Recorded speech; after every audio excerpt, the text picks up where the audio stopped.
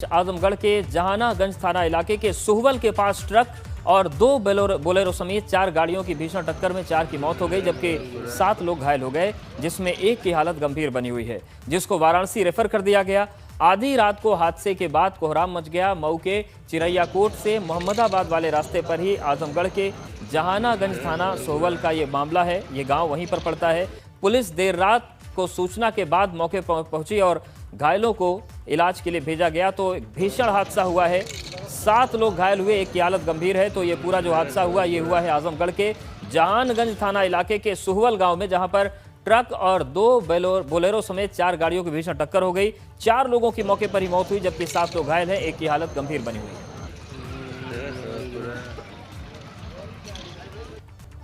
और बड़ी खबर प्रयागराज से है। कोरोना के बढ़ते संक्रमण को लेकर सीलिंग की बड़ी कार्रवाई हुई है। शहर के 20 नए क्षेत्रों में सीलिंग की कार्रवाई की जाएगी। अगले 14 दिनों तक इन क्षेत्रों में कोई आवाजाही नहीं होगी और 106 जगहों को सील किया गया है। संक्रमित पाए जाने पर शहर में 150 से ज्यादा जगहों पर बैरिकेडिंग लगाने का पूरा काम चल रहा है। तो प्रयागराज से बड़ी खबर है। जिस तरीके से मामले वहां पर बेकाबू हो गए हैं, जिस तरीके से स्वास्थ्य व्यवस्थाएं चरमरा चुकी हैं, उन सब के बीच सीलिंग की बड़ी कार्रवाई हुई है और शहर के 20 नए क्षेत्रों में सीलिंग की कार्रवाई की जाएगी। अगले 14 दिन तक इन क्षेत्रों में कोई आवाजाही नहीं होगी। 106 जगहों को सील किया गया है और संक्रमित पाए जाने पर शहर में 150 से ज्यादा जगहों पर बैरिकेडिंग की गई है। और बड़ी खबर लखनऊ से है। यूपी को हवाई जहाज मुहैया करवा दिए गए हैं। ऑक्सीजन टैंकर पहुंचाने के काम में ये प्लेन लगाए जाएंगे। सीएम के अनुरोध पर पीएम ने एक्शन लिया है। एक हवाई जहाज से 2 खाली टैंकर बोकारो जाएंगे और भरे हुए टैंकर बोकारो से लखनऊ लाए जाएंगे। तो अब ट्रेन का जो 2 दिन का सफर होता था वो कुछ घंटों में ही पूरा होगा, क्योंकि एक प्लेन मुहैया करवाया जा रहा है उत्तर प्रदेश सरकार को और इसमें जो टैंकर हैं वो रखकर लाए जाएंगे। शैलेश हमारे साथ जुड़ गए हैं। शैलेश, ये प्लेन वाली सेवा कब से शुरू हो जाएगी? देखिए, केंद्र की तरफ से ये ट्रेन की सुविधा मुहैया करा दी गई है और अब जल्द ही योगी सरकार इसका इस्तेमाल भी करेगी। और यहाँ से देखिए, आज की अगर बात करें तो एक यहाँ पर ऑक्सीजन एक्सप्रेस बोकारो से आ चुकी है। आज ही 30,000 लीटर ऑक्सीजन लखनऊ पहुंची है और दूसरी तरफ आज सुबह ही एक ट्रेन और रवाना की गई है बोकारो के लिए। लेकिन ट्रेन से आने जाने में भले ही ग्रीन कॉरिडोर दिया जा रहा हो, समय ज्यादा लगता है और इस समय की कमी है। ऑक्सीजन जल्द से जल्द मिले, इसके लिए मुख्यमंत्री ने अनुरोध किया था, जिसके बाद प्रधानमंत्री की तरफ से प्लेन मुहैया कराया गया है। और अब लखनऊ से 2 टैंकर एक प्लेन में भेजे जाएंगे बोकारो और वहां से उन्हें फिलिंग करने के बाद और ट्रेन से यहाँ रवाना किया जाएगा। यानी मान कर चलिए कि लगभग 1 दिन के वक्त की बचत होगी। ऐसे में जल्द से जल्द यहाँ पर समय पर ऑक्सीजन मिल पाएगी। मरीजों के जो इलाज बाधित होता है ऑक्सीजन की कमी से, वो समस्या नहीं आएगी, लोगों की जान बचेगी और निश्चित रूप से एक बड़ी पहल है और बड़ी राहत मिलेगी इससे उन लोगों को जिनको ऑक्सीजन की जरूरत है इस समय इलाज में। और निश्चित रूप से देखिए, जब यहाँ पर प्लेन से पहुंचेगी जाएंगे टैंकर, उसके बाद उन्हें बाकी जिलों में भी ऑक्सीजन पहुंचाई जा सकती है। यानी कुल मिलाकर इससे पूरे प्रदेश को राहत मिलने वाली है। एक बार में 2 टैंकर एक प्लेन से भेजे जाने की व्यवस्था उसमें की गई है। शुक्रिया शैलेश, जानकारी और अपडेट्स को देने के लिए।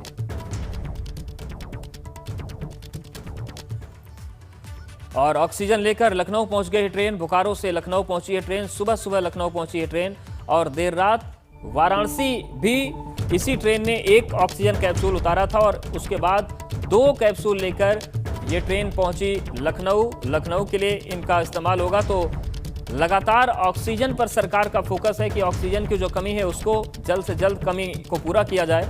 और इसी मद्देनजर वाराणसी और लखनऊ को भी ऑक्सीजन एक्सप्रेस ने राहत दी है। देर रात वाराणसी में एक टैंकर एक कैप्सूल उतारा गया और 2 कैप्सूल लखनऊ पहुंचे हैं जो राहत देंगे। और अब लखनऊ को उत्तर प्रदेश को प्लेन सर्विस भी मिलने जा रही है, जिसमें 2 ट्रक भेजे जाएंगे बोकारो और वहां से ऑक्सीजन मंगवाया जाएगा। तो देखिए, यही वो ऑक्सीजन एक्सप्रेस है जिसका इंतजार वाराणसी और लखनऊ को बहुत ज्यादा बेसब्री से था और 2 ट्रक पहुंचे हैं, जिसके बाद निश्चित तौर से राहत मिलेगी। और ऐसे ही ट्रेन के जरिए इन कैप्सूल्स को लाने का सिलसिला जारी रहेगा और अब प्लेन सर्विस के जरिए भी उत्तर प्रदेश में ऑक्सीजन पहुंचेगा।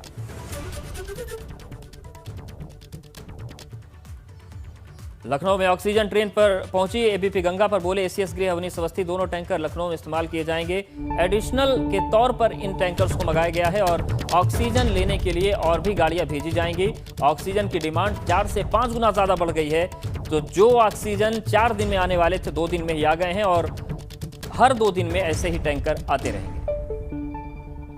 इस वक्त मौजूद है मेरे साथ प्रमुख सचिव गृह अवनीश अवस्थी। सर आइए से बात करें। सर 2 गैलन आए हैं, सर किस तरह इसका इस्तेमाल किया जाएगा, क्या है? देखिए, ये दोनों टैंकर लखनऊ में इस्तेमाल होंगे। माननीय मुख्यमंत्री जी का मार्गदर्शन है कि हम लोग पूरा व्यवस्था जो है ऑक्सीजन की उसको और सुचारू और बेहतर करें। डिमांड आपको मालूम है 4 से 5 गुना बढ़ जाती है। ऐसे में इसको व्यवस्था ये की गई है कि ये जो टैंकर 4 दिन में लेकर आते वो अब 2 दिन के अंदर आ गए। ये डीआरएम साहब यहाँ खड़े हैं, त्रिपाठी साहब, रेलवे का सहयोग मिला है। सुबह हम लोग ने करीब उस दिन लगभग 9 बजे के आसपास भेजा था और ठीक 9 बजे से पहले जो है हमारे ये टैंकर्स वापस आ गए हैं। इनफैक्ट बीच में जो है ये टैंकर्स, एक टैंकर हमने वाराणसी भी रात में 3 बजे उतार दिया है, तो वाराणसी को भी सहूलियत हो रही है और फिर हम लखनऊ को ये एक्स्ट्रा दे रहे हैं। ये दोनों टैंकर लखनऊ के लिए हैं या हाँ, फिलहाल लखनऊ के लिए जी। क्या ये माने सर कि यही दोनों टैंकर से ही खपत पूरी हो जाती है, इसके अलावा? नहीं, ये तो एडिशनलिटी है। अब एक व्यवस्था बनाई जाएगी कि हर 2 दिन में एक्स्ट्रा टैंकर्स आ जाएं और अगर ये एक्स्ट्रा टैंकर्स मिलने लगेंगे तो जो रोड से हम लोग सप्लाई कर रहे हैं लखनऊ से, उसमें ये एडिशनल रूप से आ सकेगा। बिल्कुल, आपको बता दें कि अवनीश अवस्थी जी का बिल्कुल साफ कहना है कि दोनों टैंकर लखनऊ के लिए लाए गए हैं, एडिशनल के तौर पर मंगा लिए गए हैं और भी टैंकर मंगाए जा रहे हैं। लखनऊ से शहनवाज सिद्दीकी, एबीपी न्यूज़। और लखनऊ में आज सुबह बोकारो से आए 40,000 लीटर ऑक्सीजन के 2 कैप्सूल अस्पतालों को काफी राहत देंगे, लेकिन होम आइसोलेशन में रहने वाले कोरोना मरीजों के लिए ऑक्सीजन की सप्लाई अभी व्यवस्थित नहीं हो पाई है।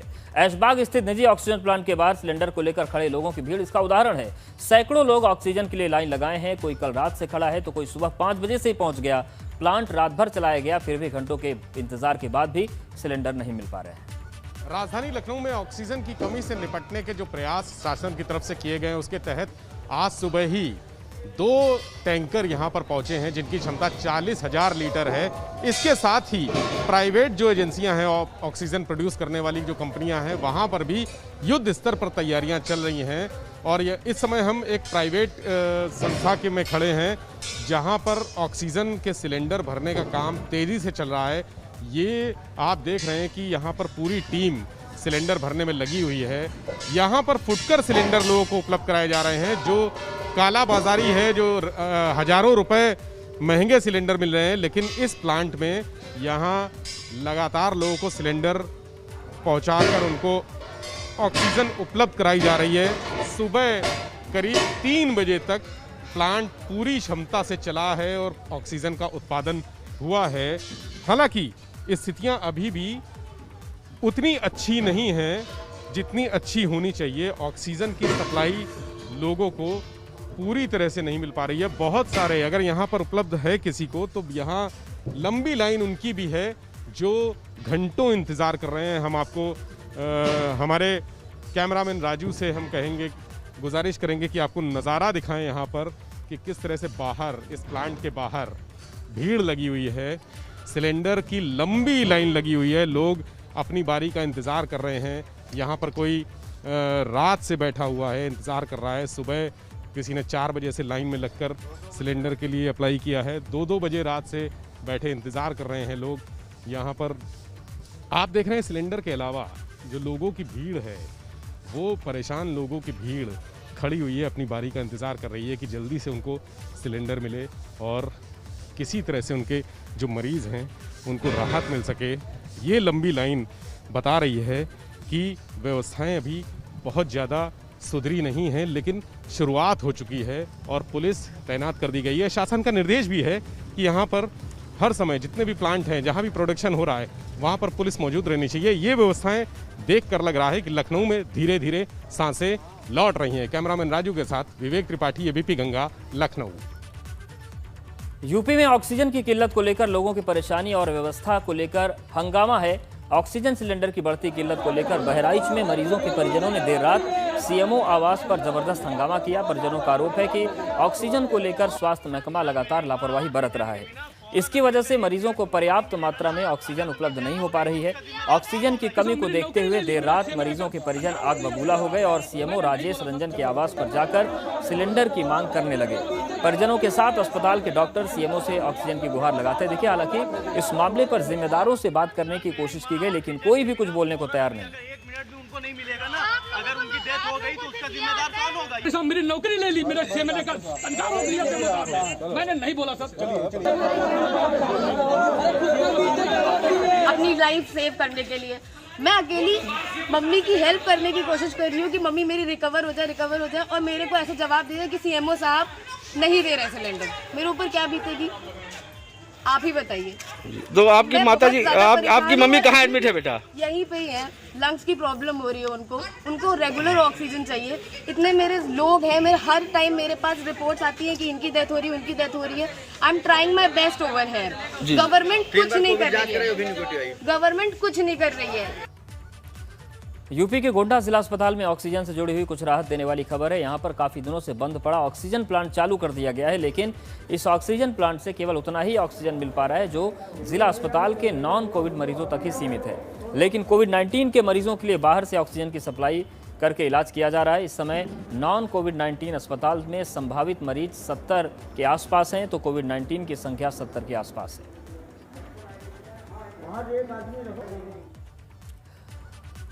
और इस वक्त बड़ी खबर मेरठ से है, जहां पर रेमडेसिविर इंजेक्शन की कालाबाजारी लगातार चल रही है। पुलिस ने सुभारती अस्पताल के 2 कर्मचारियों को गिरफ्तार किया है।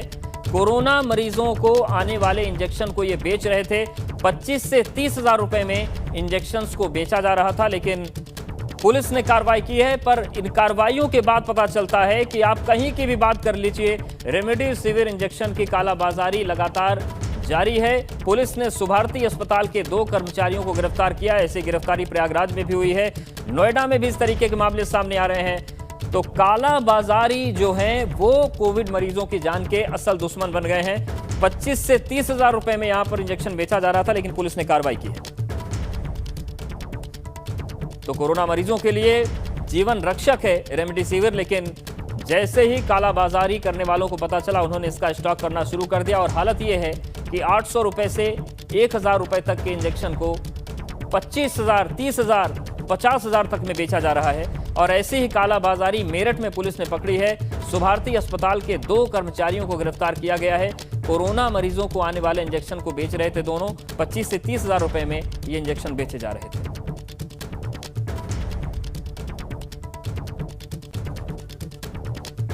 तो बड़ी खबर मेरठ से है, जहां पर रेमडेसिविर इंजेक्शन की कालाबाजारी जारी है। और कालाबाजारी में जो अस्पतालों में काम कर रहे हैं कर्मचारी, वो भी इसमें संलिप्त हैं।